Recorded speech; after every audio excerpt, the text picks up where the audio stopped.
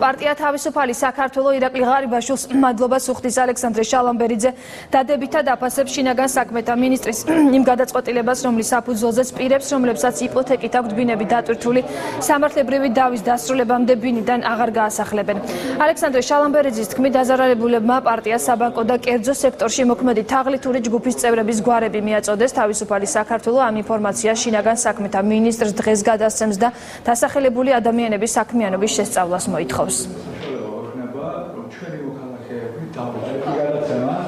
შინაგან საქმეთა მინისტრის ბრძანებაში შევიდა ცვლილება, რომელიც საშუალებას აძლევს ადამიანებს, რომლებსაც იპოთეკით აქვს დატვირთული ბინები და რომლებიც გამოსახლების საფრთხის წინაშე დგანან, ვიდრე სასამართლო დავა არ დამთავრდება, მათ შესაძლებლობა ექნებათ, რომ ბინებში დარჩენ.